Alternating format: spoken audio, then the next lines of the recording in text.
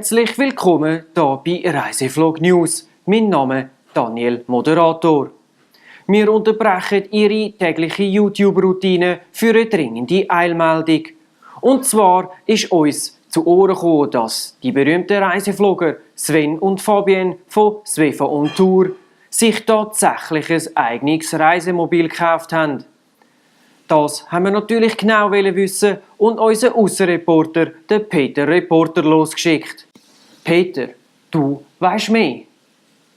Ja, Daniel, diese Frage stelle ich natürlich gerade weiter. Ich habe hier Fabienne und Sven von Svefa on Tour. Ist das Gerücht wirklich wahr? Habt ihr ein Wohnmobil gekauft? Ja, wir haben uns ein Wohnmobil gekauft, das ist richtig. Das klingt ja fantastisch. Und wo habt ihr es denn gekauft? Wir haben es in Bülach beim Top Caravan gekauft. Und bis wann sollte das kommen? Das war ja sicher nicht sofort verfügbar gewesen. Es ist ja ein neues. Das ist so, es ist nicht sofort verfügbar und es sollte im April geliefert werden. Das klingt sehr, sehr lässig. Das heisst, ihr habt sicher schon ganz einen Haufen Pläne gemacht. Wo geht es als nächstes hin? Ja, das ist so. Wir haben sehr viele Pläne gemacht. Wir wollen zuerst in der Schweiz umeinander fahren, um ein bisschen das Wohnmobil zu testen. Und im Sommer wollen wir dann wieder in den Norden gehen, entweder Holland oder Dänemark oder vielleicht beides. Mal schauen. Das klingt wahnsinnig lässig. Das heisst, wir können wieder einen Haufen Vlog-News von euch erwarten, respektive Vlog-Episoden.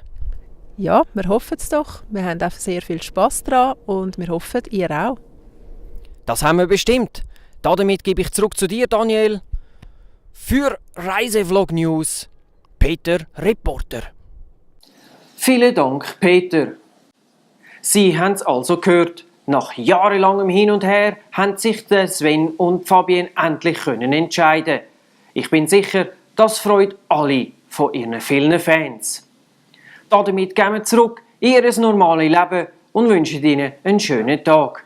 Das sind die Reisevlog News.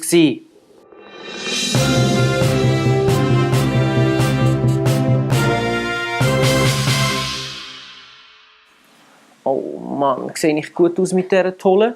Oh yeah. Kannst du bitte... Ich kann das nicht, wenn du dort zuschaust. Danke.